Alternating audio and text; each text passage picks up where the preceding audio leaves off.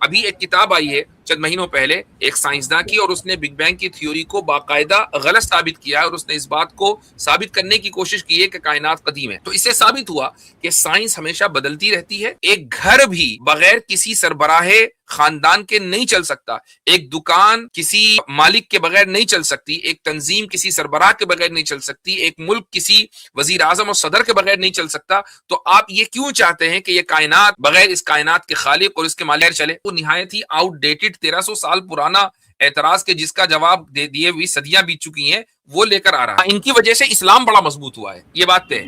کیونکہ اگر یہ نہ ہوتے تو ہمیں کیا ضرورت تھی سوشل میڈیا پہ آنے کی؟ السلام علیکم ورحمۃ اللہ وبرکاتہ۔ وعلیکم السلام ورحمۃ اللہ۔ امید ہے کہ آپ خیر و عافیت سے ہوں۔ الحمد للہ الحمد للہ۔ حضرت واقعی آپ جو کام کر رہے ہیں یقیناً بہت ہی قابل تعریف ہے، آپ بہت اچھا کام کر رہے ہیں، لیکن یہ جملہ آپ بار بار سنتے رہے ہوں گے کہ کئی سارے لوگ آپ کی تعریف کرتے ہیں کہ آپ بہت بہترین کام کر رہے ہیں، لیکن دیگر لوگ کے کہنے میں اور ہمارے کہنے میں بہت زیادہ فرق ہے۔ یہ فرق اس لیے ہے کہ ہم خود پریکٹیکل طور پر 1.5-2 سال سے اس میدان میں ہیں، اور یہ ایسا میدان ہے کہ یہ میدان اپنے آپ میں بہت زیادہ چیلنجنگ ہے، ساتھ ہی ساتھ سینسٹیو بھی ہے۔ یہاں پر اس میدان میں ہم ایک جملہ بھی ادھر ادھر نہیں کہہ سکتے۔ ان سب کے باوجود آپ نے اس کام کی طرف اس وقت توجہ دیا جبکہ اس کی طرف اکثریت کا توجہ نہیں تھا، جبکہ فتنہ دن بہ دن بڑھتا ہوا جا رہا تھا۔ آپ نے نیٹ ورک کو بلڈ کیا، آپ نے محنت کیا، اور اتنا مشکل راستے کو آپ نے ایک ایزیلی مطلب ایک آسان انداز میں لوگوں کے سامنے پیش کیا۔ اگر کوئی بھی شخص اس کے طرف تھوڑا بھی انٹرسٹ دکھا دے، تھوڑی بھی توجہ دے دے، وہ آسانی سے اس کو سمجھ سکتا ہے۔ آپ نے ایسا کارنامہ کر کے دکھایا، اس لیے آپ یقیناً واقعی آپ قابل تعریف کام کیا۔ جزاکم اللہ خیرا، بارک اللہ فیکم۔ شکریہ۔ اور اسی کے ساتھ ساتھ میں آپ سے یہ بھی گزارش کرتا ہوں آپ ہمیں کوئی پرایا نہ سمجھے، آپ ہمیں اپنا سمجھے، کیونکہ ہم بھی آپ ہی کے شاگرد ہیں۔ ہم بار بار آپ کے ویڈیوز سے، آرٹیکل سے اور آپ کے جو رسالے ہیں ان سے فائدہ اٹھاتے رہے ہیں اور اٹھاتے ہی رہیں گے۔ اور چونکہ آپ بھی مادر علم دارالعلوم کے فارغ ہیں، ہم بھی وہیں کے ادنا سے طلبہ ہیں۔ آپ مدنی صاحب کے شاگرد ہیں اور انہی کی دعاؤں سے ہمارا پلیٹ فارم چل رہا ہے، ورنہ تو ہماری یہ اوقات بھی نہیں۔ تو ہمیں کوئی پرایا نہ سمجھے، آپ اپنا ہی سمجھے۔ تو ہم آپ سے یہی گزارش کرتے ہیں کہ آپ یہاں بار بار وزٹ کیجیے کہ ہمارا یہ جو ہیلپ ایکس مسلم جو ٹیم کام کر رہی ہے، کوئی دوسرا کام نہیں کر رہی ہے، بلکہ آپ نے جو مشن کو شروع کیا ہے اسی کو ہم آگے بڑھانے کی کوشش کرتے ہیں۔ ہم بار بار آپ سے استفادہ کرنا چاہتے ہیں، تو امید ہے کہ آپ ہمیں موقع دیں گے انشاءاللہ، ضرور انشاءاللہ۔ بہت بہت شکریہ۔ تو حضرت میں اسی طرح یہ عرض کرنا چاہ رہا تھا کہ ہمارے کچھ سوالات ہیں تو ہم آپ سے کلیریفائی کرنا چاہتے ہیں، اگر آپ اجازت دیں تو ہم وہ سوالات کو جو سیشن ہے اس کو سٹارٹ کرنا چاہتے ہیں، ہم گفتگو کو آگے بڑھاتے ہیں۔ جی میں بھی حضرت والا سے عرض کرنا چاہتا ہوں کہ میں نے تو باضابطہ حضرت والا کا وہ کورس کیا ہے، لیکن بدنصیبی کی بات یہ ہے کہ مکمل نہیں کیا، جس کی وجہ سے سرٹیفکیٹ سے محروم رہے۔ اچھا والا سے کئی مرتبہ ملاقات ہوئی۔ ایک جملہ حضرت کا مجھے یاد ہے، جب شروع میں ہم شروع مناظرے میں تھے اور حضرت والا تشریف بھی فرما ہوئے تھے، جب اس موضوع پہ بات ہو رہی تھی، حضرت والا نے ایک جملہ کہا تھا جو آج بھی مجھے وہ بات یاد ہے، اور آج یقیناً وہ بات صادق آ رہی ہے کہ ہمارے اکابرین نے گزشتہ زمانے میں جتنے فتنے وجود میں آئے ان سارے فتنوں کے تعاقب کو ایک فن بنا دیا۔ چنانچہ کسی بھی فتنے کو آپ دیکھ لیں، ایک اگر 100 صفحے کی ایک کتاب مطالعہ کر لیا جائے تو ایک عام آدمی بھی یا ایک یعنی عالم دین جس کا اس فتنے کے متعلق بہت زیادہ بھی مطالعہ نہ ہو تب بھی وہ اس کا تعاقب کر لیتا ہے، چونکہ مختصر انداز سے اس کو فن تیار کر لیتے ہیں۔ اور آپ نے اس وقت یہ جملہ کہا تھا کہ انشاءاللہ اب کچھ دنوں کے بعد یہ موضوع بھی ایک فن بن جائے گا، تو پھر کوئی مشکل نہیں رہے گا۔ اور آج یہ بات اگر ہم عرض کریں تو اس پہ کوئی مبالغہ نہیں ہے، حضرت آپ نے اس کو فن بنا دیا ہے۔ آپ کی جو کتاب ابھی شائع ہوئی ہے اور الحمدللہ ہم تو اس کورس میں بھی شامل تھے، اس وقت بھی آپ کی دروس سے میں یعنی مستفیض ہوئے تھے، اور وہ کتاب آنے کے بعد اب امید ہے کہ انشاءاللہ اس موضوع کے اندر ہر وہ آدمی اگر کوئی اس موضوع پہ کام کرنا چاہے گا تو وہ کتاب یعنی ایسی ہے کہ وہ انسان اگر اس کو گہرائی سے مطالعہ کر لے تو وہ آسانی کے ساتھ اس موضوع پہ کام کر سکتا ہے۔ اب ہم اپنے سوالات کو آگے بڑھاتے ہوئے حضرت سب سے پہلے میں یہ جاننا چاہتا ہوں کہ حضرت آپ کا اس موضوع پہ بہت زیادہ تجربہ ہے اور یقیناً ہے، تو مغربی تہذیب کا الحاد سے کیا تعلق ہے؟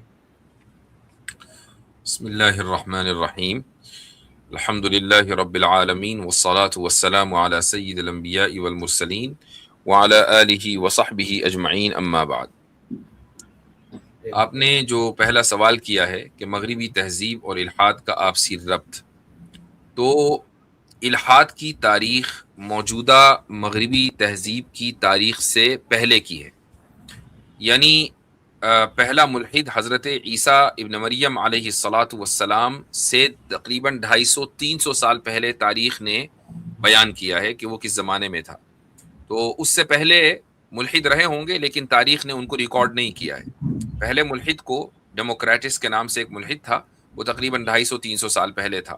لیکن ظاہر ہے کہ اس وقت جدید مغربی تہذیب نہیں تھی. حضرت عیسیٰ علیہ الصلاۃ والسلام سے پہلے جس تہذیب کا غلبہ تھا وہ یونانی تہذیب تھی، اور اس کے بعد پھر حضرت عیسیٰ کے دور میں اور اس کے اگلے 400-500 سال تک جس تہذیب کا غلبہ تھا وہ رومی تہذیب تھی. اور پھر اس کے بعد ڈارک ایجز شروع ہوئے ہیں سن 500 سے لے کر 1500 تک.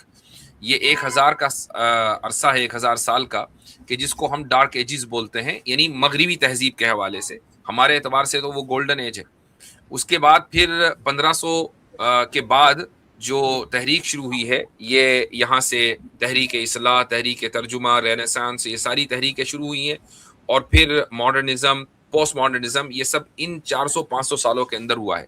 تو جدید مغربی تہذیب کا کہ اگر اسباب اور عوامل کو آپ دیکھیں تو یہ تقریباً 1500 سال کے 1500 عیسوی سے شروع ہوتے ہیں. یہاں سے جدید مغربی تہذیب کا آغاز ہوتا ہے، اور پھر استعمار کے نتیجے میں پوری دنیا میں یہ تہذیب پھیلتی ہے. تو الحاد نے جدید الحاد کا رخ اختیار کیا، اور جدید الحاد کا مطلب یہ ہے کہ اب اس کی بنیادیں سائنسی ہیں. پہلے اس کی بنیادیں خالص فلسفیانہ تھی، اب اس کی بنیادیں سائنسی ہیں، اس لیے اس کو ہم جدید الحاد بولتے ہیں. اور چونکہ سائنس میں ترقی انہی چند صدیوں کے اندر ہوئی ہے، تو اس لیے آپ یہ کہہ سکتے ہیں کہ جدید الحاد کا تعلق جدید مغربی تہذیب سے ہے، لیکن اوور آل الحاد کا تعلق دراصل یونانی اور رومی تہذیب سے ہے. تو یہ کچھ اگر یعنی ایک آدمی، خصوصاً جو دیسی ملحد ہوتے ہیں، تو دیسی ملحدوں کو زیادہ سائنس وائنس نہیں آتی ہے، ان کو یہ جذبات کا شکار ہوتے ہیں، ان کو تھوڑی بہت 2-4 فلسفی دلیل آتی ہیں اور اس کے بعد اس کا توڑ بھی نہیں آتا ہے. تو یہ ان کا جو الحاد ہے، آپ یہ کہہ سکتے ہیں کہ وہ یونانی تہذیب سے متاثر ہے، ماخوذ نہیں ہے، متاثر ہے.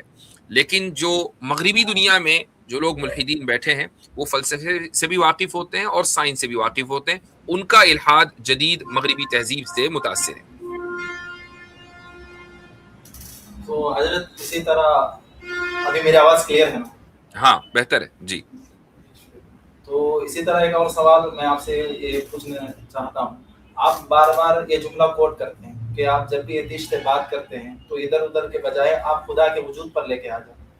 آپ نے اپنی کتاب تحفۃ الملاحظ اس کے پریفیس مقدمہ کے آس پاس یہ جملہ بھی لکھا ہے کہ حدیث سے جب آپ سے گفتگو ہوتی ہے تو آپ اس کو ادھر ادھر مت گھماؤ، وہ پورے بات کے باتیں سیکنڈری ہے، پریارٹی تو آپ پہلے خدا کے وجود کو دو. تو اسی سے متعلق میں آپ سے سوال کرنا چاہتا ہوں، کیا ایگزسٹنس آف گاڈ کو لاجیکلی پروو کیا جا سکتا ہے؟ خدا کے وجود کو منطقی لحاظ سے کیسے ثابت کریں؟ میں نے کوئی تقریباً 16 دلیلیں اس تعلق سے اپنی کتاب کی پہلی جلد میں، جہاں الہیات کا باب ہے، تو اس میں اس 16 دلیلیں ذکر کی ہیں وجود باری پر. اور یہ ساری کی ساری دلیلیں لاجیکل ریشنل ہیں، یعنی ان میں کوئی بھی دلیل ایسی نہیں ہے کہ قرآن کی سورہ اخلاص لکھ دی بھائی قرآن اللہ تعالیٰ ثابت ہو گیا. سورہ اخلاص سے اللہ تعالیٰ ثابت ہوگا مسلمان کے نزدیک، مسلمان کا ایمان ہے سورہ اخلاص پر. ایک آدمی جس نے قرآن کا کبھی ذکر نہ سنا ہو، قرآن کی آیتوں سے واقف نہ ہو، قرآن کے استدلالات سے واقف نہ ہو، قرآن پر ایمان نہ رکھتا ہو، اس پر آپ قرآن کی آیتیں کتنی ہی پڑھتے چلے جائیں تو اس سے کوئی فرق اس کو پڑھنے والا نہیں ہے. اس کے سامنے آپ کو سائنسی یا فلسفیانہ یا عقلی دلیلیں رکھنی پڑیں گی. اچھا، یہ جو میں نے 3 لفظ بولے ہیں، سائنسی یا فلسفیانہ یا عقلی، ان تینوں میں فرق ہے. بہت سے لوگ فلسفے اور عقل کو ایک سمجھتے ہیں، حالانکہ عقل کی ایک خاص پریکٹس کا نام فلسفہ ہے. ایک خاص انداز سے ہم اپنی عقل کو استعمال کریں گے، اس کو فلسفی بولتے ہیں. لیکن جب ہم عقلی دلیلوں کی بات کرتے ہیں تو عقلی دلیلوں سے مراد وہ دلائل ہوتے ہیں کہ جو ہر انسان کو سمجھ میں آئے. چونکہ عقل ایک کامن سمجھ لیں پراپرٹی ہے انسان کی، کہ چاہے ایک انسان کھیت میں کام کر رہا ہو، یا وہ سائنسداں ہو اور لیب میں کام کر رہا ہو، یا وہ ایک بزنس مین ہو، یا وہ آئی ٹی انجینئر ہو، یا وہ ڈاکٹر ہو، سب کی عقلوں میں جو دلیل آئے گی اس کو عقلی دلیل کہا جائے گا. مثال کے طور پر ایک دلیل آپ کو دے دیتا ہوں جو بہت مشہور آرگیومنٹ ہے جس کو ہم کلام کاسمولوجیکل آرگیومنٹ بولتے ہیں کہ everything begin to exist, کہ ہر چیز کا آغاز ہوا ہے، اور ہر چیز کے جس کا آغاز ہو اس کا کوئی نہ کوئی سبب ہوتا ہے، لہٰذا بلکہ اس طریقے سے کہ universe began to exist and everything that begins to exist needs a cause, therefore universe has a cause. تو یعنی کائنات کا آغاز ہوا ہے، اور ہر وہ چیز کے جس کا آغاز ہو اس کی علت اور اس کا سبب ضروری ہے، اس کا کاز ضروری ہے، لہٰذا کائنات کا بھی ایک کاز ضروری ہے. اب یہ ایک ایسا آرگیومنٹ ہے بظاہر 3 جملوں میں ہے، لیکن اگر آپ اس کو ایک یعنی کسی کسان کو سمجھانے جائیں گے کہ جس نے کبھی اسکول کی شکل نہ دیکھی ہو، وہ بہت آسانی کے ساتھ اس کو سمجھ سکتا ہے. مثلا آپ اس سے کہیں گے کہ بھائی تمہارے پاس تمہارے بیل ہیں، تمہارا ٹریکٹر ہے، تمہاری ٹویل ہے، تمہارا کھیت ہے، یہ ساری چیزیں، یہ کھیتی ہے، یہ تمام کی تمام چیزیں، کیا ان کے پیچھے کوئی نہ کوئی سبب ہے، یا اچانک یہ پاپ اپ ہو گئے اور تم ایک دن اپنے کھیت میں گئے تو کھیتی لہلہا رہی تھی، اور تم ایک دن کھیت میں گئے تو وہاں ٹریکٹر بھی کھڑا ہوا تھا، اور وہ کہیں سے نہیں آیا بلکہ وہیں سے وہیں بن گیا. ظاہر ہے کہ وہ بھی یہی کہے گا کہ ان تمام چیزوں کا کوئی نہ کوئی سبب اور کہیں نہ کہیں سے ان کا آغاز ہوا ہے، اس کے پیچھے کوئی علت ہے، کوئی کاز ہے. اس چیز کو ہر انسان سمجھ سکتا ہے. جب آپ اس کو اس مقدمے پر لے آئیں گے تو آپ یہ کہیں گے کہ پھر یہ جو یونیورس ہے، یہ جو کائنات ہے، جب ہر چیز کا کاز ہے تو اس کا بھی کاز ہوگا، لہٰذا ثابت ہوا کہ کائنات کا بھی کاز ہے. اب وہ کاز اللہ ہے یا نہیں ہے، یہ اس کے لیے ایک الگ سے دلیل آئے گی، لیکن اس دلیل کو یہاں تک کہ ہر انسان سمجھ سکتا ہے، اس کو عقلی دلیل کہا جاتا ہے. فلسفیانہ دلیل میں فرق ہو سکتا ہے، فلسفی دلیل بھی عقلی ایکسرسائز کا نام ہے، لیکن ضروری نہیں ہے کہ فلسفے کی ہر بات کو ہم من و عن تسلیم کریں. فلسفے کی بہت سی باتوں سے ہم اختلاف کر سکتے ہیں اور کرتے ہیں. اس کے بعد آ جائے سائنسی دلیل. سائنسی دلائل بھی عقلی دلائل ہی ہوتے ہیں، لیکن ضروری نہیں ہے کہ سائنس کی ہر بات کو بھی من و عن تسلیم کیا جائے، چونکہ سائنس کا کام ہی ہے بدلتے رہنا. مثال کے طور پر 1929 سے پہلے سائنس کی دنیا میں بگ بینگ تھیوری اسی وقت آئی، 1929 میں یہ انٹروڈیوس ہوئی. اس سے پہلے جو سائنسداں تھے وہ عام طور سے یہ سمجھتے تھے کہ کائنات قدیم ہے، ایٹرنل ہے، اور اس کا کوئی آغاز نہیں ہوا.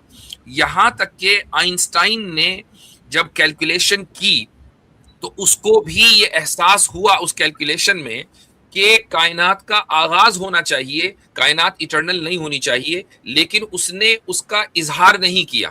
کیوں؟ اس لیے کہ مین اسٹریم سائنٹسٹ اس کو نہیں مانتے تھے، اور آئنسٹائن اس کو چھپا گیا. آخر میں 1926 میں اس نے اپنی اس غلطی کا اعتراف کیا کہ مجھ سے یہ بلنڈر ہو گیا، میں تو 1916 میں ہی اس بات کو جان چکا تھا کہ یونیورس کا آغاز ہوا ہے، میری کیلکولیشن میں یہ چیز آ گئی تھی، لیکن اس کو میں نے اپنے ریسرچ پیپر میں شامل نہیں کیا تھا، اور دوسرے لوگوں نے اس کو ریسرچ پیپر میں آئنسٹائن سے پہلے شامل کر دیا. تو یہ آئنسٹائن کا ایک بہت بڑا بلنڈر ہے. تو اس سے یہ ثابت ہوا کہ سائنس جو آج بگ بینگ کو مانتی ہے کہ بگ بینگ کے نتیجے میں یونیورس کا آغاز ہوا ہے، 1926 یا 29 کے سے پہلے سائنس جو مین اسٹریم سائنسداں ہیں وہ بگ بینگ کو نہیں مانتے تھے اور کائنات کو ایٹرنل تسلیم کرتے تھے. تو اگر ہم آج بگ بینگ کو خدا کے وجود کے لیے استعمال کرنے لگے، بگ بینگ کی تھیوری کو، تو ایسا ہو سکتا ہے کہ آج سے 100 سال کے بعد پھر دوبارہ سائنسداں اٹھیں اور یہ کہیں کہ نہیں، یہ بگ بینگ تھیوری غلط ہے. بلکہ ابھی ایک کتاب آئی ہے چند مہینوں پہلے ایک سائنسداں کی، اور اس نے بگ بینگ کی تھیوری کو باقاعدہ غلط ثابت کیا ہے، اور اس نے اس بات کو ثابت کرنے کی کوشش کی ہے کہ کائنات قدیم ہے. تو اس سے ثابت ہوا کہ سائنس ہمیشہ بدلتی رہتی ہے اور اس میں ٹھہراؤ اور استقرار نہیں ہے. اس لیے سائنسی دلائل اگر ہم دیں گے خدا کے وجود کے لیے تو ایسا ہو سکتا ہے کہ وہ آگے چل کر ڈیبنک ہو جائیں. حضرت میں اسی کے ضمن ایک کلیریفائی لینا چاہتا ہوں. تو آپ جو کہا کہ سائنس کا سٹینڈرڈ نہیں ہے، زمانہ بدلتی رہتی ہے، تو اس کا کوئی ایک آپ نے جو یہ ایگزامپل پیش کیا پریکٹیکل طور پر تھوڑا بہت ہارڈ ہے، اس سے اور کوئی آسان مثال جو سائنس کا سٹینڈرڈ نہیں ہے، مطلب جو چیز سٹینڈرڈ نہیں ہے، اسلام ہمیشہ سے سٹینڈرڈ ہے، ایک ہی جگہ رہتا ہے، ایک ہی احکام ہے، تو جو چیز سٹینڈرڈ ہے اس کو سٹینڈرڈ نہ ہونے والی چیز کے ساتھ آپ جسٹیفائی کیسے کر سکتے ہیں؟ اس کا ایک کوئی پریکٹیکل ایک آسان سا مثال جس کو ہم سمجھا سکیں. آسان سی مثال، آپ وقت لے لیں، ٹائم کے بارے میں جو اسٹینڈرڈ رویہ تھا سائنسدانوں کا وہ یہ تھا کہ ٹائم ایک ایسی چیز ہے کہ جس کے اجزاء یکے بعد دیگرے آتے ہیں، جیسے جس کو ہم مشاہدہ کرتے ہیں. یعنی اگر 1 گھنٹہ ہے، 1 گھنٹے میں 60 سیکنڈ ہے، تو پہلا سیکنڈ پہلے آئے گا، پھر دوسرا سیکنڈ آئے گا، پھر تیسرا سیکنڈ آئے گا، اور جو سیکنڈ یہاں پر ہے وہی سیکنڈ اسپیس میں ہے. یعنی جو وقت میرے اوپر آ رہا ہے وہی اگر آپ اسپیس میں چلے جائیں یا کوئی دوسرا شخص اسپیس میں چلے جائے, مارس پہ چلے جائے, یا مان لیجئے اس گیلیکسی کے کنارے پر چلے جائے, یا اس کہکشاں سے نکل کر کہیں اور چلا جائے, لائٹ کی اسپیڈ سے جائے کہ لائٹ کی اسپیڈ سے کم ہو, کسی بھی طریقے سے ہو, جو ٹائم میرے اوپر گزر رہا ہے وہی ٹائم اس کے اوپر گزرے گا. لہٰذا میرا 1 گھنٹہ اور اس کا 1 گھنٹہ برابر ہوں گے. لیکن اس کے بعد یہ ہوا کہ بعد میں سائنسدانوں نے کہا کہ نہیں, ٹائم ریلیٹیو ہوتا ہے. ریلیٹیو کا مطلب یہ ہے کہ ایسا ممکن ہے کہ اگر کوئی شخص بڑی تیزی کے ساتھ سفر کر رہا ہو, مثلاً لائٹ کی اسپیڈ سے سفر کر رہا ہو, تو اس کا 1 منٹ ہمارے 7 سال ہو, اس کا 1 گھنٹہ ہمارے 7 سال ہو, اس کا 1 منٹ ہمارے 7 دن ہو. یہ ممکن ہے. یعنی اس کے اوپر 1 منٹ گزرا, ہمارے اوپر 7 منٹ گزرے, 7 دن گزرے, اور اس کا 1 گھنٹہ گزرا, ہمارے 7 سال گزرے. یہ ممکن ہے. تو اب دیکھیں ٹائم ریلیٹیو ہو گیا, اس کا ٹائم الگ ہے, ہمارا ٹائم الگ ہے. تو سائنس نے یہاں تبدیلی کی. ایک مثال یہ ہے. دوسری مثال یہ ہے کہ 200-250 سال پہلے تک سائنسدانوں کا اس بات کے اوپر اتفاق تھا کہ یہ دنیا اس کائنات کا مرکز ہے اور سورج اس کے ارد گرد چکر لگا رہا ہے, جیسا کہ ہم بظاہر اپنی آنکھوں سے دیکھتے ہیں کہ سورج ادھر سے نکلا ادھر ڈوبا اور ہم اپنی جگہ کھڑے ہوئے ہیں. تو سائنسدانوں نے اسی چیز کو اختیار کیا. لیکن اس کے بعد پھر سائنس بدلی اور سائنس نے یہ نظریہ دیا کہ نہیں, دنیا مرکز نہیں ہے, سورج مرکز ہے.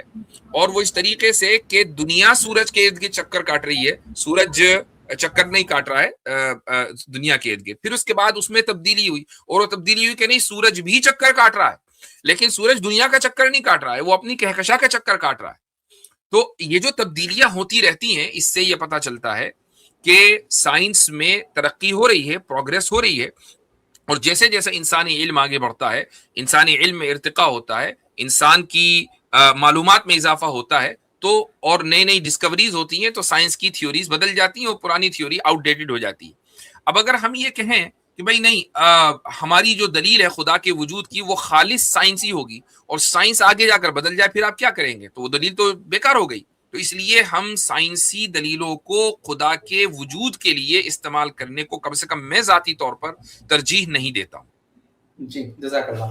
حضرت اسی سوال پہ میں ایک یعنی پوائنٹ آگے بڑھاؤں گا کہ بعض حضرات یہ کہتے ہیں کہ چلیے ہم خالق کو تو مانتے ہیں چونکہ اس کے بغیر کوئی چارہ نہیں ہے, لیکن اگر یہ کہا جائے کہ خدا نے بس ایک قانون بنا دیا ہے جس کو لاز آف نیچر کہتے ہیں, اب جو دنیا کا سسٹم ہے وہ اسی قانون سے چل رہا ہے, اب خدا کی ضرورت نہیں ہے, تو ان حضرات کا کیا جواب دیا جائے؟ ایسے لوگوں کو ڈیسٹ کہا جاتا ہے.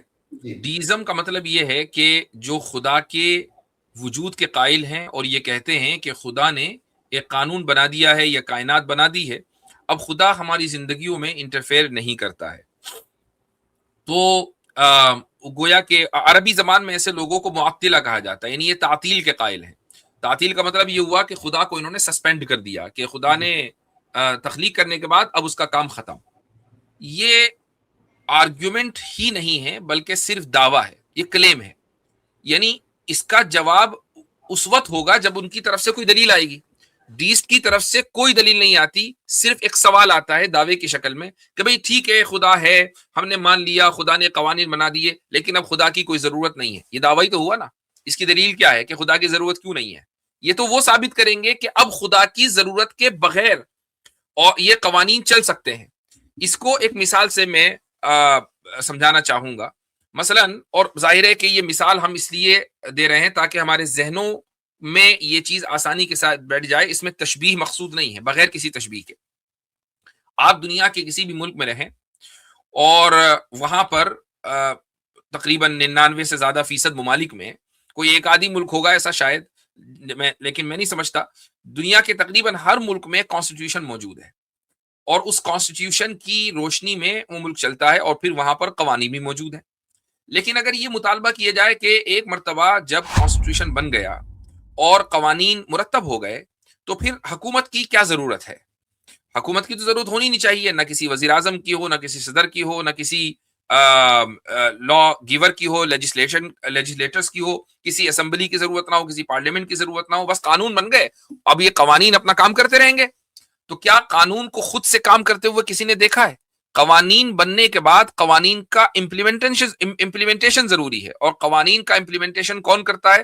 یہ इंतजामिया करती है, जिसको हम एडमिनिस्ट्रेशन बोलते हैं। नए नए कवानीन की जरूरत होती है तो लेजिस्लेशन की जरूरत होती है। तो जब इस दुनिया में एक घर भी बगैर किसी सरबराहे खानदान के नहीं चल सकता, एक दुकान किसी मालिक के बगैर नहीं चल सकती, एक तंजीम किसी सरबराह के बगैर नहीं चल सकती, एक मुल्क किसी वजीर आजम और सदर के बगैर नहीं चल सकता, तो आप ये क्यों चाहते हैं कि ये कायनात बगैर इस कायनात के खालिक और इसके मालिक के बगैर चले? ये क्यों मुतालबा है? तो अगर ऐसा मुतालबा है तो उसको फिर दलील से साबित किया जाए। इसी तरह हजरत एक सवाल और इसी तरह जब हम डिबेट करने या हमारा जो हफ्तावारी सेशन चलता है उसमें एक नौजवान आया था, उसने ये सवाल किया था कि मरने के बाद जब इंसान जन्नत में जाता है तो वहाँ पर अल्लाह का जो दीदार होता है वो फिजिकली होता है या किस अंदाज में होता है? तो इसके बारे में अगर आप रहनुमाई फरमा दिए तो बहुत शुक्रिया। ये मसला कोई नया मसला नहीं है। रुयत बारी का मसला हमारे यहाँ अकीदे की किताबों में तकरीबन हर किताब में लिखा हुआ है, और इसके ऊपर इजमा है उम्मत का कि जन्नत में जाने के बाद अहले जन्नत को खुदा का दीदार होगा। और कुरान करीम की जो आयत है लज़ीना अहसनुल हुस्ना व ज़ियादा, ये तो ज़ियादा से मुराद रुयत बारी है कि यानी हुस्ना यानी जन्नत तो उनको मिलेगी ही, जन्नत में एक और चीज़ मिलेगी। वो चीज़ क्या है? यानी अल्लाह सुब्हानहू व तआला का दीदार। अब वो दीदार किस तरीके से होगा, उसकी तफसीलात क्या हैं, इस ताल्लुक से सिर्फ एक हदीस मिलती है कि जिसमें दीदार के वाज़े होने को साबित किया गया है, उसकी बेआइनी कैफियत को साबित नहीं किया गया है। सहाबे किराम रज़ी अल्लाह अन्हुम ने नबी करीम सल्लल्लाहु अलैहि वसल्लम से ये सवाल किया कि या रसूल अल्लाह, क्या हम अल्लाह को जन्नत में देखेंगे? तो आप सल्लल्लाहु अलैहि वसल्लम ने फरमाया कि बिल्कुल ऐसे ही देखोगे जैसे कि तुम 14वीं शब में चांद को देखते हो।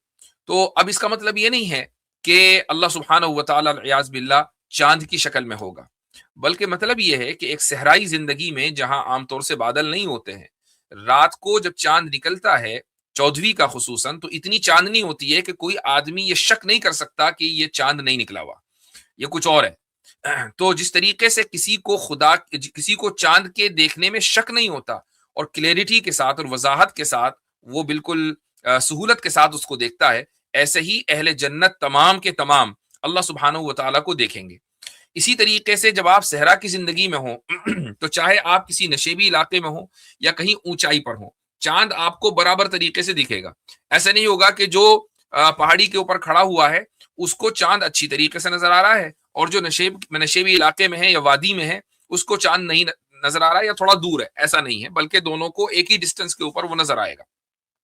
ऐसे ही अहले जन्नत वो चाहे किसी भी लेवल पर हो, यानी जन्नत में भी मरातिब हैं, अलग अलग मरतबे हैं, कोई जन्नतुल फिरदौस में, कोई जन्नतुल नईम में है, अलग अलग मरातिब हैं। तो हर मरतबे पर जो लोग होंगे वो अल्लाह ताला को उसी वजूह, उस वजाहत और क्लियरिटी के साथ देखेंगे। बस इतनी वजाहत हदीस के अंदर मौजूद है। लेकिन उसकी कैफियत क्या होगी कि जिस तरीके से हम इस दुनिया में अल्लाह ताला को किसी भी चीज को देखते हैं तो उस चीज का मादी होना जरूरी है, उस चीज का किसी डायरेक्शन में होना जरूरी है, उस चीज का हमारे मुकाबले में और एक खास डिस्टेंस पे होना जरूरी है। क्या उस तरीके से अल्लाह ताला होगा? इसकी कोई तफसील न कुरान में है और नई हदीस में है। ये एक माबादत तबीयाती यानी मेटाफिजिकल रियलिटी है, और मेटाफिजिकल रियलिटी पर फिजिकल लॉज अप्लाई नहीं होते हैं। मुअतजिला ने 1300 साल पहले यही गलती की थी, और मुअतजिला के यहाँ खुदा की रुयत साबित नहीं है, यानी वो ये कहते हैं कि अल्लाह ताला की रुयत जन्नत में मुमकिन नहीं है, क्योंकि रुयत के लिए, खुदा की रुयत के लिए खुदा का उसी तरह मादी होना जरूरी है, मटेरियलिस्ट होना जरूरी है, जैसे कि किसी भी चीज का इस दुनिया में देखे जाने के लिए मटेरियलिस्टिक होना जरूरी है। ऐसे ही एक खास डिस्टेंस पे अगर बहुत ज्यादा कोई चीज करीब होगी तो आप नहीं देख पाएंगे, बहुत ज्यादा दूर होगी तो नहीं देख पाएंगे, अगर वो किसी डायरेक्शन में नहीं होगी तो नहीं देख पाएंगे। तो ऐसे ही खुदा का डायरेक्शन में होना, एक खास डिस्टेंस पे होना, उसका मादी होना, ये सारी चीजें जरूरी हैं। और चूंकि खुदा मादी नहीं है इसलिए खुदा नजर नहीं आएगा। ये मुअतजिला का ऑब्जेक्शन था, और इस ऑब्जेक्शन को उसी वक्त रिफ्यूट कर दिया गया था आज से 1300 साल पहले। तो अगर कोई मुल्हिद या कोई शख्स ये एतराज लेकर आता है तो वो निहायत ही आउटडेटेड 1300 साल पुराना एतराज के जिसका जवाब दे दिए हुई सदियां बीत चुकी हैं वो लेकर आ रहा है। तो सीधी सीधी बात है, उसूल ये निकला कि मेटाफिजिकल रियलिटी के लिए लॉज ऑफ फिजिक्स को आप जज नहीं बना सकते हैं। लॉज ऑफ फिजिक्स की रोशनी में आप मेटाफिजिकल रियलिटी की पर फैसला नहीं दे सकते।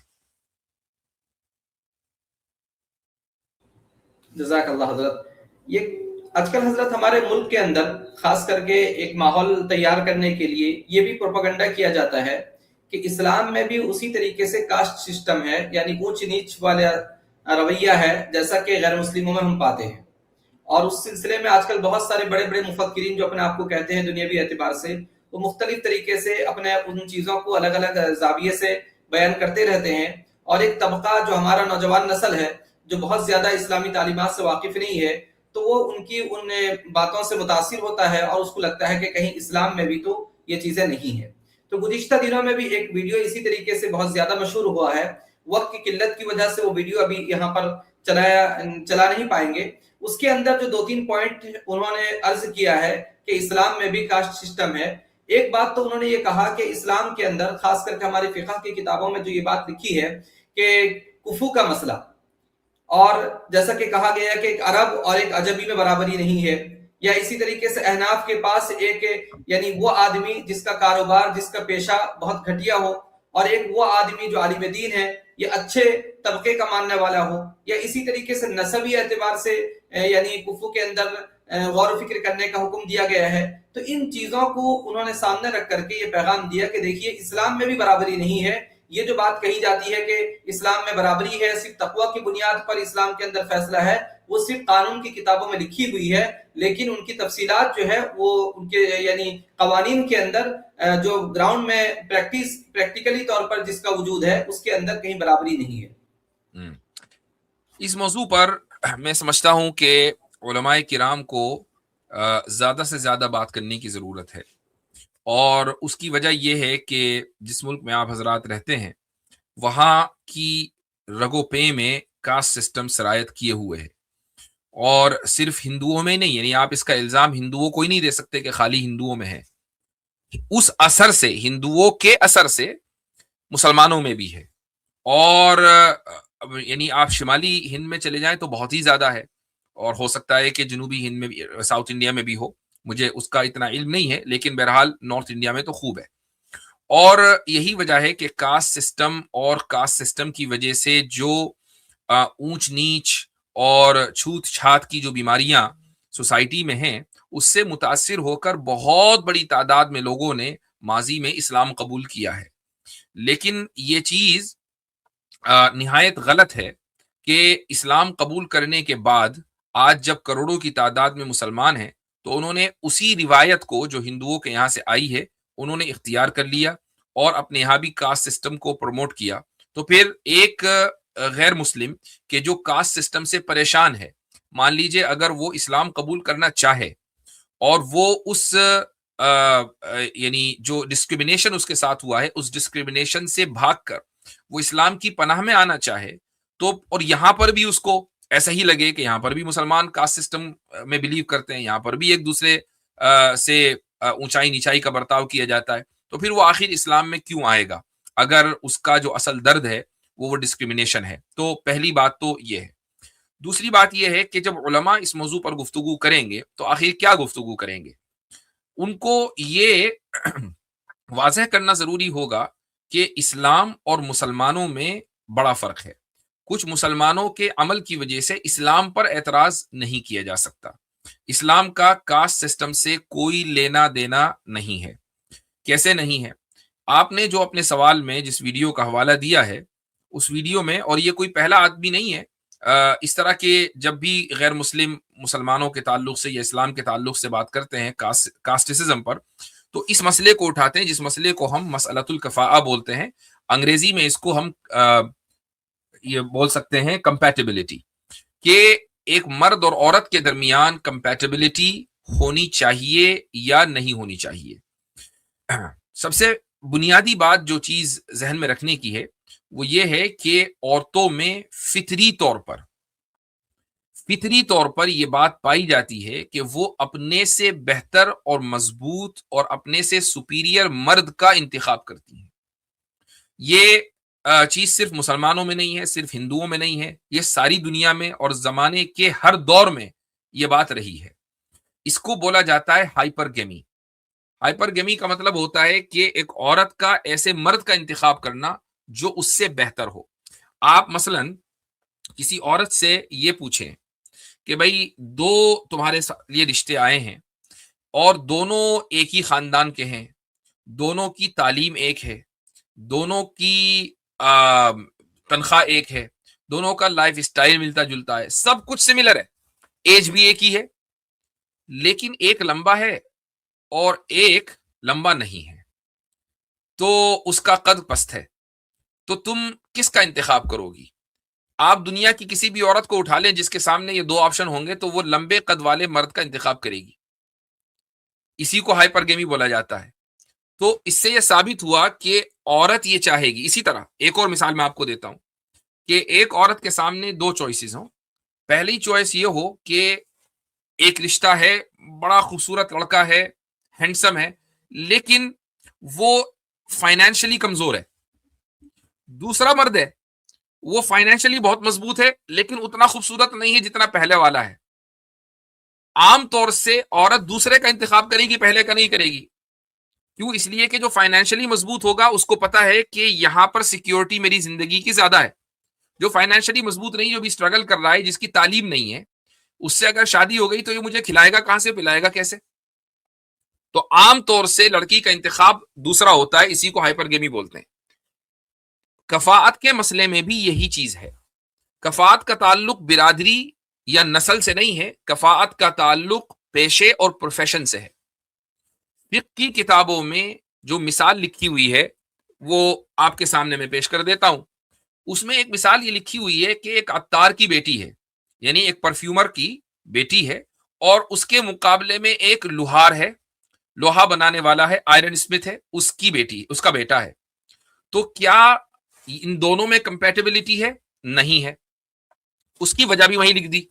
اس کی وجہ یہ لکھ دی کہ جب عطار کی بیٹی لوہار کے گھر جائے گی تو اس کو ایک خوشبو والے ماحول سے نکل کر وہ ایک بدبو والے زنگ زدہ ماحول میں چلی گئی, جہاں اس کے کپڑے بھی سیاہ ہونے ہیں, ہر جگہ سیاہی ہوگی اور لوہے کا کام چل رہا ہوگا. تو اس ماحول میں وہ فٹ نہیں ہو پائے گی اور شادی زیادہ دن تک نہیں چلے گی. اس وجہ سے اختلافات ہوں گے آپس میں. تو اب دیکھیں, اس کا تعلق پیشے سے ہوا, اس کا تعلق برادری سے نہیں ہوا. ہاں, پھر ہوا یہ کہ جس زمانے میں ہم جی رہے ہیں, آج سے 300-400 سال پہلے سے لے کر آج تک, یہ سوسائٹی میں یہ چیز طے پا گئی کہ ایک خاندان میں جو پیشہ ہے وہ اس خاندان میں چلتا چلا جاتا تھا. یعنی کئی کئی نسلیں ایک ہی پیشے پہ رہتی تھی. مان لیجئے اگر کسی شخص نے کپڑا بننے کا کام کیا تو اب اس کی اولاد بھی وہی کرے گی, اس کی اولاد بھی وہی کرے گی, اس کی اولاد بھی وہی کرے گی, یہاں تک کہ سوسائٹی میں یہ طے پا گیا کہ بھئی یہ لوگ جو لاہے ہیں, یعنی یہ لوگ کپڑا بننے کا کام کرتے ہیں, اور وہ پیشہ پھر برادری میں تبدیل ہو گیا. اسی طریقے سے جن لوگوں نے لوہے کا کام کیا, لوہار ایک برادری بن گئی. حالانکہ آج ان کے یہاں لوہے کا کام نہیں ہوتا ہوگا, یا جن کے یہاں کبھی کپڑا بننے کا کام ہوتا تھا آج ان کے یہاں کپڑا بننے کا کام نہیں ہوتا ہوگا. لیکن اس سوسائٹی نے ہندوانہ اثر کی وجہ سے اس پیشے کو برادری مان لیا, جبکہ اس کا تعلق پیشے سے. آج کی ٹرمز میں مثلا آپ کباڑی کا کام اگر کوئی کرتا ہوگا اور بڑے پیمانے پر کرتا ہوگا تو وہ کروڑ پتی ہے, اور وہ سنار سے زیادہ اس کے پیسے ہوں گے, اس کے پاس پیسے ہوں گے. تو ذرا تصور کریں کہ اگر سنار کی بیٹی ہو اور کباڑی کا بیٹا ہو تو کیا دونوں میں کمپیٹیبلٹی ہے؟ بالکل ہے. اس لیے کہ کباڑی کے بیٹے کا لائف اسٹائل اونچا ہوگا سنار کی بیٹی سے, چونکہ تعلق اب یہاں کباڑ اور سونے کا مقابلہ نہیں ہے بلکہ لائف اسٹائل کا مقابلہ ہے. اور لائف اسٹائل میں کباڑی کا بیٹا اونچا ہو سکتا ہے ایک سنار کی بیٹی سے. ایسے ہی مثلا آپ مغربی ممالک میں آ جائیں, مغربی ممالک میں UK چلے جائیں, آپ امریکہ میں آ جائیں, کینیڈا چلے جائیں, جو مسلمان گوشت کا کام کرتے ہیں, حالانکہ گوشت کا کام کرنے والے انڈیا پاکستان میں جو ہے باقاعدہ ان کو ایک ذات بنا دیا گیا. جو مسلمان یہاں گوشت کا کام کرتے ہیں ان کے پاس اسکول کے اساتذہ سے زیادہ پیسے ہیں. یعنی جو لوگ اسکول میں پڑھا رہے ہیں, ایجوکیشن کی فیلڈ میں ہیں, ان کے پاس پیسے کم ہیں, ان کی تنخواہ کم ہے, اور جو گوشت بیچ رہے ہیں ان کے پاس پیسے زیادہ ہیں. تو اگر گوشت والے کی بیٹی ایک اسکول کے ٹیچر کے بیٹے سے اگر نکاح کرے اور اسکول کے ٹیچر کا بیٹا یا خود وہ اسکول کا ٹیچر ہو, اس کے پاس تنخواہ کم ہو, اور گوشت والے کی بیٹی کے پاس تنخواہ, اس کے پاس پیسے زیادہ ہو, تو کمپیٹیبلٹی نہیں ہے. گوشت والے کی بیٹی سپیریئر ہے اور یہ ٹیچر جو ہے یہ انفیریئر ہے, یہ لوور ہے.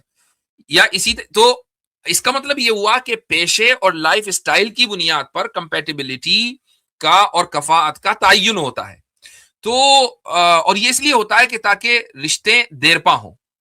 तो किताबों में, फिक्की किताबों में अगर यानी कपड़ा बुनने वाले का जिक्र है, लोहार का जिक्र है, या अत्तार का जिक्र है, या परफ्यूम बनाने वाला का जिक्र है, तो ये बिरादरियों का जिक्र नहीं है, बल्कि ये प्रोफेशंस का जिक्र है। और प्रोफेशन बदलते रहते हैं। आज की तारीख में कल जो प्रोफेशन आपको पैसे कम देता था, आज वो प्रोफेशन पैसे ज्यादा देता है। तो कंपेटेबिलिटी के मैयारात अगरचे वही हो, लेकिन यानी आज की तारीख में बहुत सी चीजें बदल गई हैं। और फिक्की किताबों में जब फुकहा इन चीजों को या असातिज़ा इन चीजों को पढ़ाएं तो मॉडर्न अंदाज से मिसाल दें तो लोगों के जहनों से ये चीजें बिल्कुल क्लियर हो जाएंगी।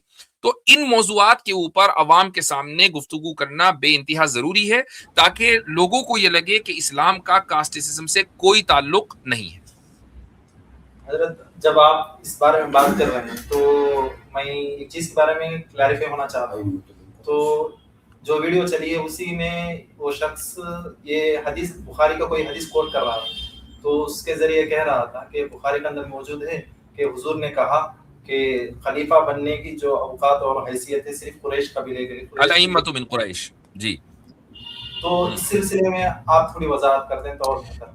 आप सल्लल्लाहु अलैहि वसल्लम की यह हदीस है, और इस हदीस को सबसे पहले सैयदना अबू बकर सिद्दीक रदी अल्लाह अन्हु ने सकीफ़ा बनु साइदा में बयान फरमाया था कि जब खिलाफत के ताल्लुक से बिल्कुल आप अलैहिस्सलातु वस्सलाम की वफ़ात के बाद एक इख्तिलाफी कैफियत हुई सहाबा के दरमियान, और अंसार ये कहने लगे कि भाई हम में एक खलीफा होगा, हम में का एक अमीर होगा, और मुहाजिरीन में का एक अमीर होगा। तो हज़रत अबू बकर सिद्दीक रदी अल्लाह अन्हु ने फरमाया कि रसूल अकरम सल्लल्लाहु अलैहि वसल्लम का इरशाद है कि अइम्मा कुरैश में से होंगे। क्या मतलब हुआ इसका? जरा इस पूरे सियाक को देखें, यानी पूरे कॉन्टेक्स्ट को देखें कि प्रपोजल अंसार की तरफ से ये आ रहा है कि एक वक्त में दो अमीर होंगे, एक आपका एक हमारा। तो इसके जवाब में हजरत अबू बकर ने क्या कहा? एक अमीर होगा। वो अमीर किस में से होगा? कुरैश में से होगा, वो आप में से नहीं होगा। तो इससे ये कहां साबित होता है कि सुबह कयामत तक के जितने भी अमीर होंगे या खलीफा होंगे वो सारे के सारे कुरैश होंगे। जब आप उस पूरी गुफ्तगू को देखेंगे और उस मौके पर यह हदीस बयान की जा रही है तो साबित ये हुआ कि हजरत अबू बकर सिद्दीक रदी अल्लाह अन्हु का ये फरमाना, ये हदीस बयान करना, ये इस बात की दलील है कि तुम में का अमीर नहीं होगा, एक वक्त में दो अमीर नहीं होंगे, अमीर एक ही होगा। और वो अमीर कहां से होगा? वो कुरैश में से होगा। और उसकी वजह यह है कि इन चार खुलाफा को, हजरत अबू बकर, हजरत उमर, हजरत उस्मान, हजरत अली, इसी तरतीब से आप सल्लल्लाहु अलैहि वसल्लम ने मुख्तलिफ मौके पर इशारों और किनायों में इनकी खिलाफत की तायीद फरमा दी थी। आप अलैहिस्सलातु वस्सलाम ने अपनी जिंदगी में हजरत अबू बकर सिद्दीक रदी अल्लाह अन्हु को इमाम बना दिया था। तो जिसकी इमामत सुगरा उसकी इमामत कुबरा, जिसने आप सल्लल्लाहु अलैहि वसल्लम की के मुसल्ले पर खड़े होकर नमाज पढ़ा दी, और आप अलैहिस्सलातु वस्सलाम ने एक मौके पर पीछे भी आप उनके खड़े हो गए, तो साबित यह हुआ कि आप अलैहिस्सलातु वस्सलाम के पर्दा फरमाने के बाद जो शख्स आज मुसल्ले पर खड़ा है, कल आप अलैहिस्सलातु वस्सलाम की जगह नियाबत वही करेगा। तो जब आपने खुद ही तायीद कर दी, और मुख्तलिफ हदीसों में उसके बाद हजरत उमर की, और फिर उसके बाद हजरत उस्मान की, और उसके बाद हजरत अली की, तो साबित यह हुआ कि हजरत अबू बकर सिद्दीक ने इस कॉन्टेक्स्ट में यह बात कही कि अइम्मा जो आने वाले हैं ना, ये सब कुरैशी होंगे। आप अलैहिस्सलातु वस्सलाम इसकी तायीद कर चुके हैं। अगर ये उम्मत इस हदीस को यूं समझती कि नहीं भाई खलीफा जो है वो तो सिर्फ कुरैशी होगा, तो फिर खिलाफत उस्मानिया को क्यों मानती? ये जो लोग समझते हैं कि खिलाफत उस्मानिया के जितने खुलफा हैं ये सारे के सारे हजरत उस्मान की औलाद होंगे, इसलिए खिलाफत उस्मानिया है। नहीं, खिलाफत उस्मानिया का कुरैश से, खुलफाए उस्मानियीन का कुरैश से कोई लेना देना नहीं है। ये सारे के सारे आजमी थे, और पूरी उम्मत ने इनकी खिलाफत को तस्लीम किया, कई सौ साल तक तस्लीम किया, फुकहा ने तस्लीम किया, मुहद्दिसीन ने तस्लीम किया, और सारी यहाँ तक के सदियों तक के हिजाज में काबतुल्लाह और इसी तरीके से मस्जिद नबवी, दोनों की तवलियत किन के पास थी? खुलफाए उस्मानियीन के पास थी। तो इससे यह साबित हुआ कि इस हदीस को उम्मत ने उस तरह नहीं समझा जैसा कि कुछ तर्जुमा करने वाले या तर्जुमे की मदद से हदीसों को समझने वाले समझते हैं। हज़रत, यहाँ पर एक बात मैं ये भी अर्ज करूंगा कि यही लोग मुसलमानों पर ये इल्जाम लगाते हैं कि आपकी किताबों में तो बात सही लिखी है लेकिन आपके लोग अमल नहीं करते हैं, और इस चीज को दलील लेकर के वो हम पर ब्लेम करते हैं, इस्लाम को टारगेट करते हैं। हालांकि यही चीज जैसा कि हजरत आपने कहा अभी कि अगर वो फील्ड में देखें तो इस्लामी तारीख के अंदर बेशुमार ऐसे खलीफतुल मुस्लिमीन तैयार हुए हैं जो अजमी थे, लेकिन वो वहां पर इस चीज को लेकर के दलील नहीं बनाते हैं। اور ساتھ میں وہ روایت بھی ہے جو امام مسلم نے نقل کیا ہے کہ اللہ کے نبی علیہ الصلوۃ والسلام نے فرمایا کہ لوگ 4 چیزوں کو دیکھ کر کے نکاح کرتے ہیں، مال کو، حسب و نسب کو، اور اسی طریقے سے حسن و جمال کو، اور دینداری کو، آپ دینداری کو ترجیح دیجیے. تو یہ ساری چیزیں وہ پیش نہیں کرتے ہیں، اور صرف ان کا مقصد جو ہوتا ہے اسی لحاظ سے جن چیزوں کو ضرورت ہوتی ہے اسی چیز کو پیش کر کے وہ امت مسلمہ کو گمراہ کرنے کی کوشش کرتے ہیں. ہائپوتھیٹیکلی میں ایک اور بات کہنا چاہوں گا. آج اگر امت اس بات پر اتفاق کر لے کہ بھائی سعودی عرب کے بادشاہ کو ہم خلیفۃ المسلمین مان لیتے ہیں، ہائپوتھیٹیکلی ایسا ہونے والا نہیں ہے فی الحال، لیکن چلو تھوڑی دیر کے لیے ہم نے مان لیا کہ سعودی عرب کے بادشاہ کو خلیفۃ المسلمین مان لیا جائے، ساری یہ پرپوزل آ جائے، تو پوری امت میں کہیں بھی یہ بحث نہیں چھڑے گی کہ یہ جو آل سعود ہیں یہ قریشی بھی ہیں کہ نہیں، پہلے یہ چیک کر لو. اگر قریشی ہوں گے تو مانیں گے، ورنہ نہیں مانیں گے. یہ بحث نہیں چھڑے گی. بحث یہ چھڑے گی کہ ان پر اعتماد کیا جا سکتا ہے یا نہیں. یہ بحث ہو سکتی ہے، لیکن یہ بحث نہیں ہوگی کہ وہ قریشی نہیں ہے اس لیے ہم نہیں مانیں گے.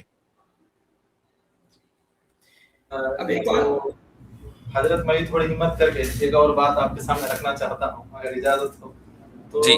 تو لوگ اس طرح کے جو احادیث وغیرہ کوٹ کر کے اور جو مشہور شخصیات ہیں جیسے سر سید کے حوالے سے اس نے فلاں موقع پر اس طرح کہا اور فلاں شخصیت نے اس طرح کہا، تو میں کلیریفائی کرنا چاہتا ہوں کہ ہمارا جو کام ہے ہم صحابہ اور حضور کے جو اقوال ہیں وہاں تک ڈیفیم کرنا، ان کے بارے میں اگر کوئی اشکال ہے ڈیفینس کرنا، یہ ہماری ذمہ داری ہے. اس کے بعد اگر کوئی شخصیت یہ کہہ رہی ہے کہ اس طرح ہے، وہ ان کا پرسنل اوپینین ہے، اس کو اٹھا کر اسلام سمجھنا یہ ان کی غلط فہمی ہے.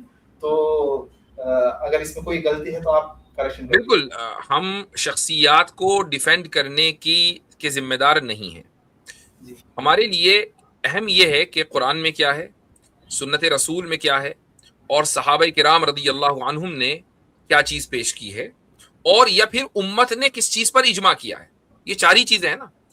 اگر اجماع امت نہ ہو، صحابہ کے اقوال نہ ہو، سنت رسول نہ ہو، آیت قرآن نہ ہو، اور اس کے بعد پھر بعد والے آ کر وہ چاہے سر سید کا دور ہو یا کوئی دوسرا ہو، کوئی بڑے سے بڑا عالم ہو، وہ اگر کوئی ایسی بات کہتا ہے کہ جو نامناسب ہے تو ہم اس کو ڈیفینڈ نہ کرنے کے ذمہ دار نہیں ہیں، اور اس کو ہم ڈیفینڈ نہیں کریں گے.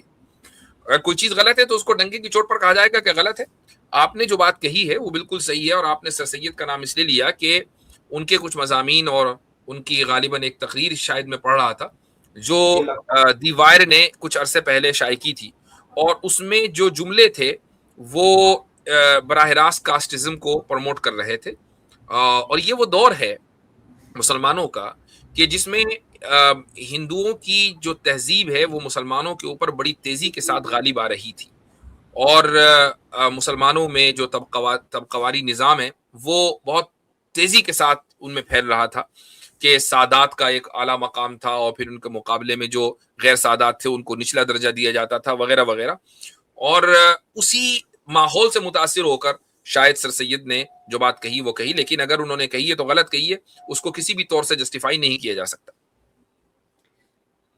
اس کے بعد سامنے رکھنا چاہتا ہوں یہ ایک بات میں کلیئر کر دوں. نیچے ایک کامنٹ بھی چونکہ میرے سامنے چل رہے ہیں، ایک صاحب بار بار پوچھ رہے ہیں کہ پھر حدیث میں الائمہ کیوں لایا گیا. الائمہ میں 4 آ گئے نا، تو میں نے بتایا کہ 4 ائمہ کی آپ صلی اللہ علیہ وسلم نے پہلے ہی تائید کر دی تھی اسی ترتیب کے ساتھ، تو اس لیے الائمہ کہا گیا. جی اسی طرح ولو کان عبدا حبشیا اطاعت کرو بول کر بھی ہمارا. جی ہاں بالکل بالکل، یہ حدیث موجود ہے کہ آپ علیہ الصلوۃ والسلام نے فرمایا کہ اگرچہ عبد حبشی ہی کیوں نہ امام بن جائے اس کی بھی اطاعت ہوگی. بالکل. اب یہاں اس سوال کو اور آگے بڑھانا چاہتا ہوں کہ جب ہم حضرت اپنے اکابرین کو مطالعہ کرتے ہیں، خاص کر کے حضرت نانوتوی رحمۃ اللہ علیہ کو یا حضرت تھانوی علیہ رحمہ کو، تو ہم دیکھتے ہیں کہ آج کی جو جدید فکر ہے اور ان حضرات کا جو دور تھا، ظاہر سی بات ہے اس وقت ٹیکنالوجی اتنا زیادہ عام نہیں تھا، اور عام طور پر جو ہماری نوجوان نسل ہے یا علماء کرام بھی ہیں، یہ ذہن میں بیٹھی ہوئی ہے کہ ہمارے یہ اکابر جو تھے یہ تو بالکل ٹھوس قسم کے مولوی تھے. لیکن جب ہم ان کی کتابوں کو پڑھتے ہیں اور آج کے اگر کوئی ان فکروں کو مطالعہ کرے تو ان کی ان فکروں کا جواب اور ان اعتراضات کا جواب ان کتابوں میں بالکل جیسا کہ حضرت نانوتوی علیہ رحمہ نے اس زمانے میں یہ بات کہی تھی کہ ہر چیز کے اندر، یعنی یہ یوں کہیے کہ ہر چیز کے اندر جان ہوتا ہے، اور حضرت نے تقریر دل پذیر کے اندر اس کو ثابت بھی کیا ہے کہ کیسے ہر چیز کے اندر اللہ تبارک و تعالیٰ نے جان رکھا ہے. تو بہت ساری ایسی مثالیں ملتی ہے.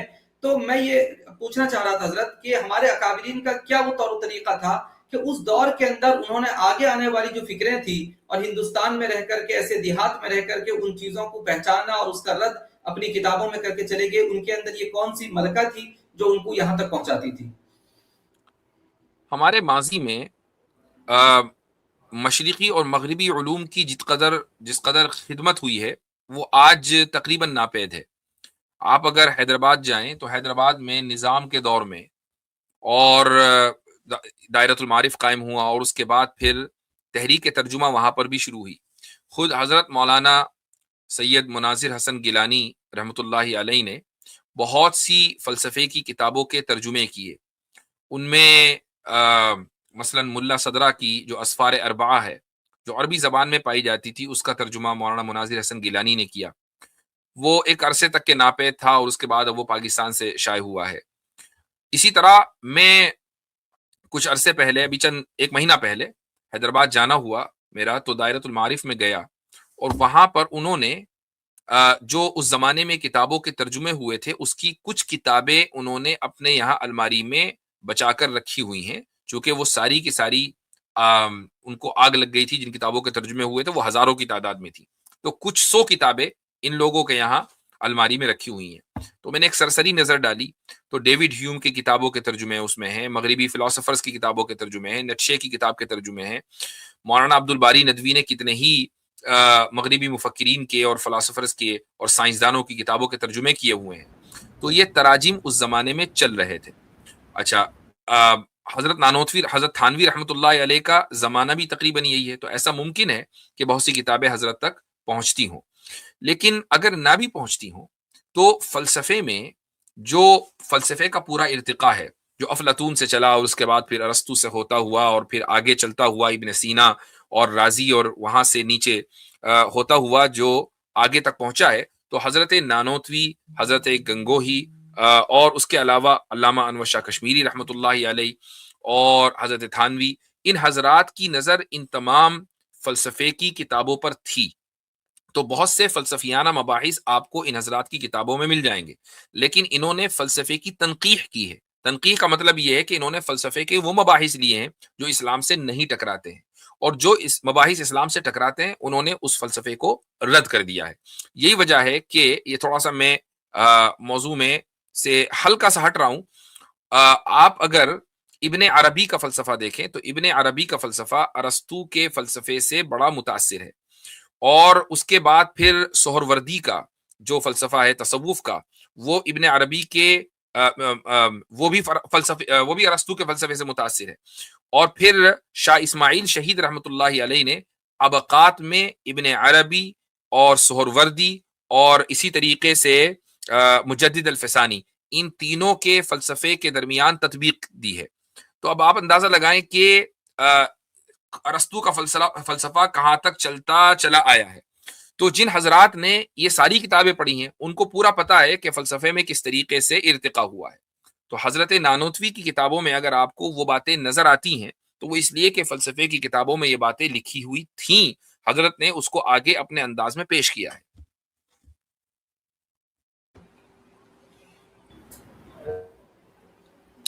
میوٹ ہیں آپ.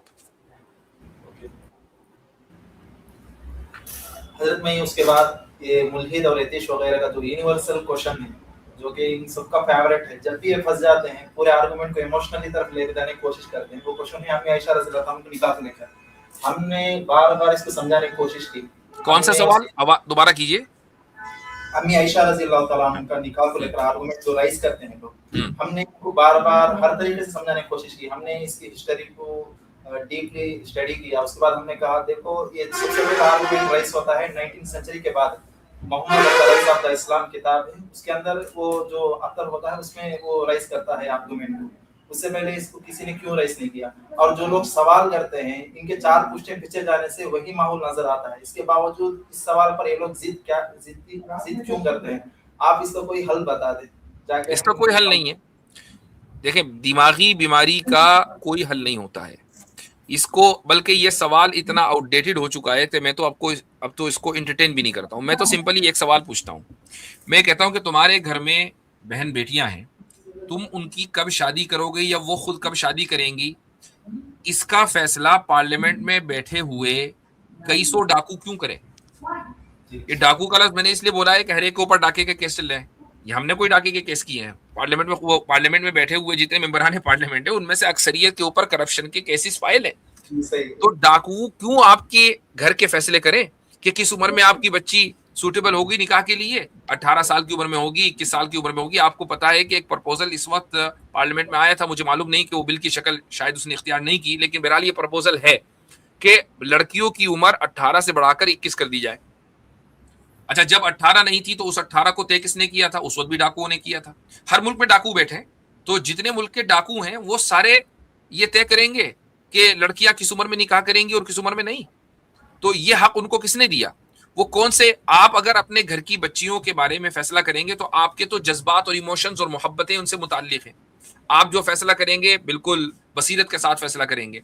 लेकिन जो आपकी बच्ची को जानता ही नहीं, जो आपकी बहन और बेटी को जानता ही नहीं, वो बैठकर करप्शन के चार्जेस के बावजूद ये फैसला कर रहा है कि किस उम्र में शादी होनी चाहिए। यह हक उसको किसने दिया? तो इसका जवाब असल में लेना चाहिए उनसे, बजाय इसके कि हम हजरत आयशा रदी अल्लाह अन्हा ने किस उम्र में निकाह किया, किसमें नहीं किया। वो एक आउटडेटेड बहस है।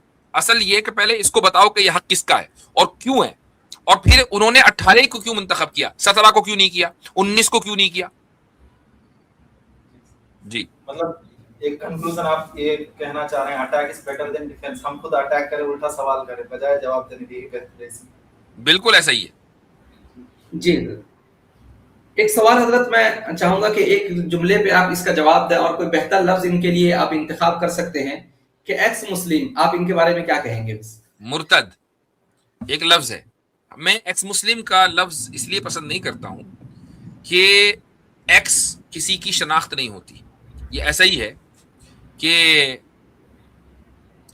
मसलन एक आदमी की अलहदगी हो जाए उसकी बीवी से और आप उससे पूछें आप कौन, वो ये कहे कि मैं टीना का एक्स हस्बैंड हूं।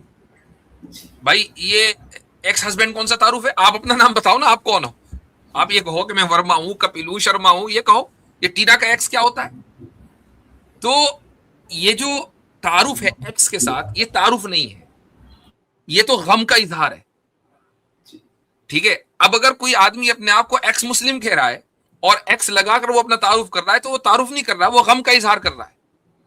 उसका जो तारुफ है वो है मुर्तद, अपोस्टेट। या अगर उसने कोई नया मजहब इख्तियार कर लिया, मसलन एक आदमी के कहीं सेपरेशन हो गया, उसने आगे कहीं और शादी कर ली, तो ठीक है, जब उससे पूछा जाएगा कि आपकी बीवी का नाम क्या है, तो अपनी दूसरी बीवी का नाम बताए, बजाय इसके कि वो एक्स का नाम बताए। तो ऐसे ही या तो इनको मुर्तद कहा जाए, या ये कि जिस मजहब में ये चले गए वो कहा जाए। एक्स मुस्लिम कोई चीज नहीं होती है। ये एक दर्द का इजहार है, या समझ लें कि जो एक मेंटल ट्रॉमा से ये लोग गुजरते हैं, उस मेंटल ट्रॉमा का इजहार है, इसके अलावा और कुछ नहीं। हजरत इसी के तहत मैं एक और जुमला कहना चाहता हूं। बल्कि मैं मशवरा भी दूंगा आपको कि आपने जो चैनल का नाम रखा है ना, हेल्प एक्स मुस्लिम, उसको आप हेल्प मुर्तद कर दें या हेल्प अपोस्टेट कर दें। चूंकि हम इस इस्तिलाह को क्यों कबूल करें? एक्स मुस्लिम इस्तिलाह ही नहीं है। ये बीमारी, किसी की दिमागी बीमारी को अगर हम नॉर्मलाइज करेंगे तो फिर बीमारी नहीं रहेगी। जी, तो दिमागी बीमारी को बीमारी ही माना जाए। जी हजरत इसी में मैं एक और जुमला ऐड करना चाहता हूँ। असल में जो एक्स मुस्लिम वगैरह लेबर लगाते हैं, हकीकत में अगर इनका बैक हिस्ट्री चेक किया जाए तो दुश्मनान इस्लाम के आलाकार होते हैं। सिर्फ और सिर्फ मुसलमानों की दिल आज़ारी के लिए आते हैं, मुसलमानों को तकलीफ दे और उनके हौसलों को कम कर दे, यही इनकी वजह होती है। Correct me if I am wrong, अगर ये मेरा जुमला गलत है तो आप इसको करेक्शन कर दें। ऐसा ही है।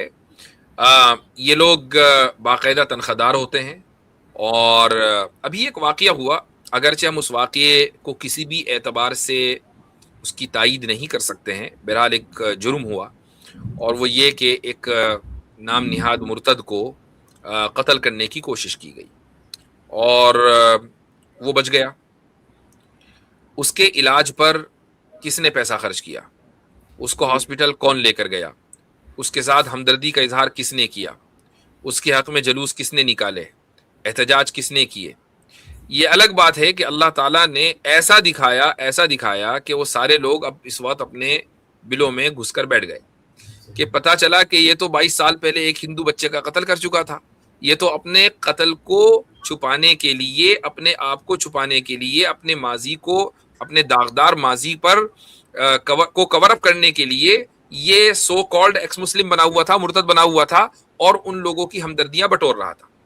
تو جب چیز اچھا اللہ تعالیٰ کا کرنا دیکھیے, یعنی ہم لوگ ہی کیا, ساری دنیا جن لوگوں کو بھی یہ واقعہ پتہ چلا وہ یہ سمجھ رہے تھے کہ اتنا زبردست اس پر حملہ ہوا, بڑی موٹی ہڈی کا ہے, پھر بچ گیا. اللہ تعالیٰ نے اس کو کیسے بچایا؟ تو اللہ تعالیٰ نے اس لیے بچایا کہ بہرحال انصاف کا بول بالا ہونا تھا, اس بچے کو بھی تو انصاف ملنا تھا. اگرچہ وہ بچہ مسلمان کے یہاں نہیں پیدا ہوا تھا, لیکن اس کو انصاف ملنا تھا, اس لیے اس کو جیل بھیجا گیا اور اس کو زندہ رکھا گیا تاکہ دنیا کے سامنے اس کی حقیقت آ جائے. تو اس سے یہ پتہ چلتا ہے اسی ایک واقعے سے کہ یہ موومنٹ کچھ نہیں ہے. موومنٹ دیکھیں, موومنٹ کسے کہتے ہیں؟ مثلا آج کل انڈیا میں ایک کاکروچ موومنٹ چل رہا ہے بھائی. اب کاکروچ جنتا پارٹی میں آپ نے دیکھا کہ کتنے ملین لوگ آ گئے انسٹاگرام پر, بھائی 10 ملین آ گئے, بھائی 18 ملین آ گئے, بھائی 6 ملین, یہاں سے شروع ہوا 6 ملین, پھر 10 ملین, اس کے بعد 18 ملین, اس کے بعد اکاؤنٹ سسپینڈ. اس کو آپ کہیں کہ جب ملینز میں کسی کاز کو کوئی فالو کریں گے, چاہے وہ کاز کاکروچ جیسا ہی ہو, اس کو آپ کہیں گے کہ یہ موومنٹ ہے. آپ اگر ہندوستان میں مرتدوں کی لسٹ بنائیں, آپ کو کتنے مرتد ملیں گے جو سوشل میڈیا پہ ایکٹیو ہیں؟ 4 یا 5 یا 6, اس کے علاوہ نہیں ہے. تو 5-6 لوگوں کو آپ موومنٹ کہتے ہیں, اور یہ 5-6 لوگوں میں سے 4-5 کی تو ہم نے ٹانگ توڑی ہوئی ہے, یعنی علمی اعتبار سے. تو اس کو آپ موومنٹ کیسے کہتے ہیں؟ ان 5-6 لوگوں میں سے 4-5 اس لیے لنگڑے ہیں کہ ہمارے سامنے آ گئے تھے, اور 1-2 ابھی تک کے سامنے نہیں آئے, اس لیے لنگڑے نہیں ہو پائے. تو اس کو موومنٹ نہیں کہا جاتا. یہ پیڈ لوگ ہیں, ان کو باقاعدہ تنخواہ ملتی ہے, اور پیڈ اس طریقے سے ہیں کہ ایویڈنس اتنے کلیئر ہیں کہ لوگ آ کر خود ان کے حق میں کہ بھائی آپ 5 روپے سے مدد کر دیں, 10 روپے سے مدد کر دیں, لو بھائی پیٹریون, لو بھائی فلاں کا اکاؤنٹ. اور اس طریقے سے جو ہے وہ گزشتہ 3-4 سال سے سناتنیوں کو بیوقوف بنایا ہوا ہے اسلامو فوبیا کے نام پر, اور جو لوگ اسلام سے نفرت کرتے ہیں وہ ان کی گلک میں پیسے ڈالے جا رہے ہیں, اور اس کا کوئی نتیجہ نہیں نکلا. ان کی وجہ سے شاید ہی کوئی مسلمان اسلام چھوڑ کر نکلا ہو. ہاں, ان کی وجہ سے اسلام بڑا مضبوط ہوا ہے, یہ بات ہے. کیونکہ اگر یہ نہ ہوتے تو ہمیں کیا ضرورت تھی سوشل میڈیا پہ آنے کی؟ یہ نہ ہوتے تو آپ کو کیا ضرورت تھی یہ چینل کھولنے کی؟ اب آپ نے چینل کھولا, ہم یہاں پر بیٹھے ہوئے ہیں, اسلام کے اعتراضات اس پر ہو رہے ہیں, جواب دے رہے ہیں, تو ماشاءاللہ لوگوں کا ایمان بڑا مضبوط ہو رہا ہے. اللہ تعالیٰ نے ہمیں اور آپ کو ذریعہ بنایا ہے, تو ان کی وجہ سے اسلام مضبوط ہوا ہے, کمزور نہیں ہوا ہے. حضرت وقت کافی ہو رہا ہے, میں آخری سوال کر کے پھر ہمارے نگراں حضرت مفتی صاحب کو میں دعوت دوں گا کہ حضرت والا انشاءاللہ تھوڑی دیر عرض کریں گے.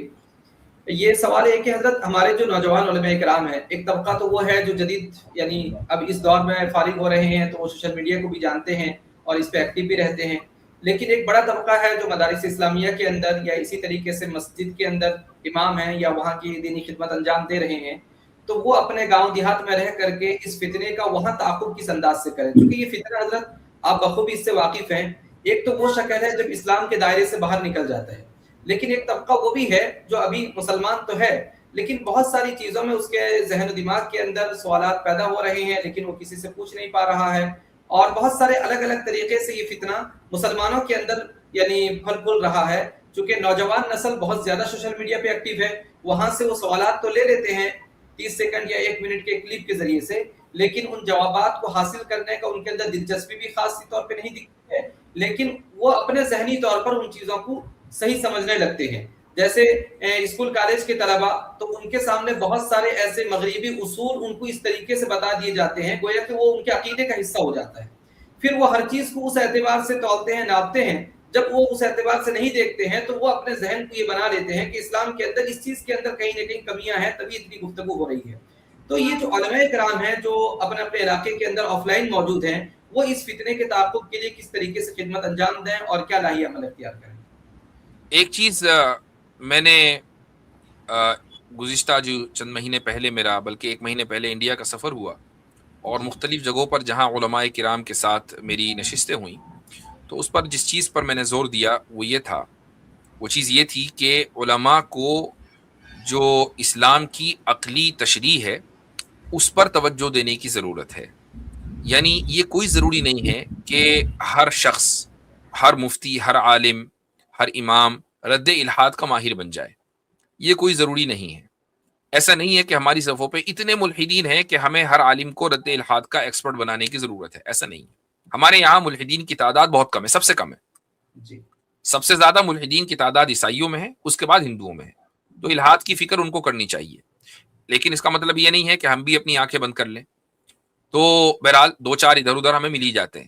ہاں، جس چیز کی ضرورت ہے اور جس چیز پر ہمارے علماء نے توجہ دی ہے اور ماضی قریب میں ہمارے جو علماء ہیں ان کی توجہ ادھر سے ہٹ گئی، وہ ہے اسلام کی عقلی تشریح، اور اس پر توجہ دینے کی ضرورت ہے. وہ اس طریقے سے کہ ہمارے علماء ہی کی جو کتابیں ہیں، مثلا اگر ہم حجت اللہ البالغہ کا مطالعہ کر لیں.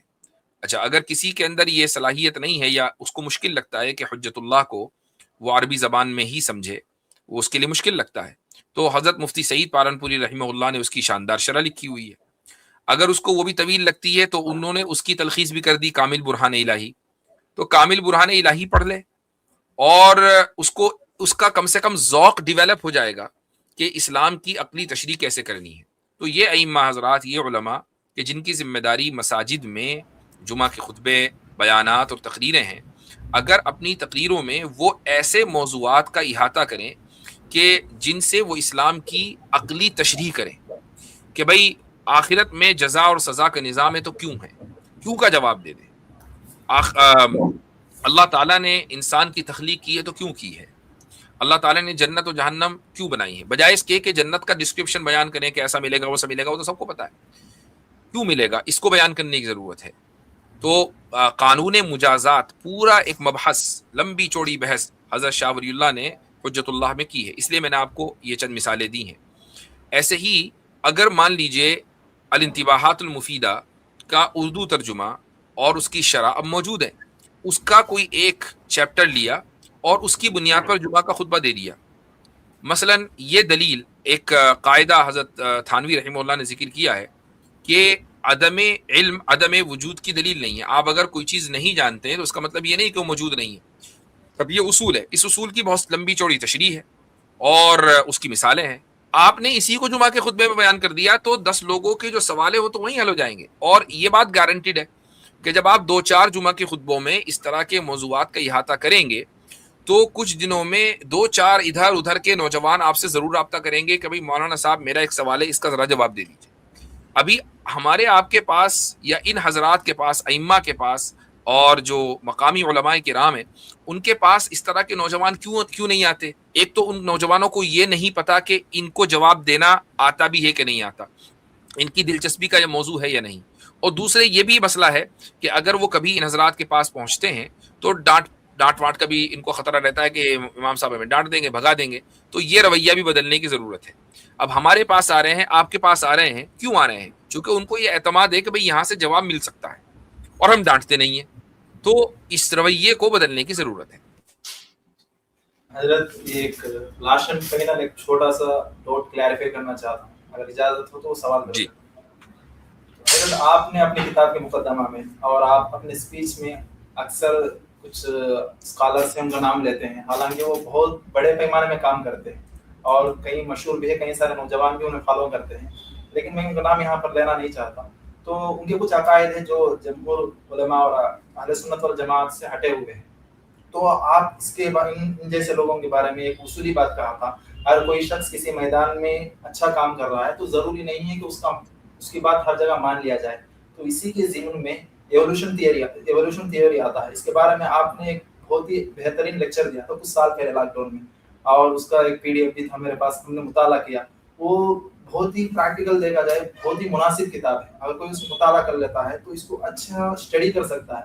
لیکن آپ کوئی کچھ ایسے کی پوائنٹس بتا دو جو شارٹ میں ہم کسی جو ملحد ہوتا ہے، جو ایتھیسٹ ہوتا ہے، اس کو ہم بات کر سکے، اس کو سمجھا سکے کہ ایوولوشن تھیوری ہے، فیکٹ نہیں ہے، آج تک پروو نہیں ہے. تو کوئی ایسے کی پوائنٹس بتا دو اور وہ اسکالرز جو ان کے بارے میں تھوڑا کلیریفائی کر دو، بہت بہتر.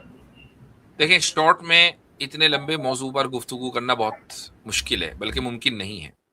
अलबत्ता मैं एक चीज़ की तस्हीह करना चाहूँगा। आपने एक लफ्ज़ बोला और वो ये कहा कि आप ये बता दें कि थ्योरी ऑफ एवोल्यूशन एक थ्योरी है, फैक्ट नहीं है।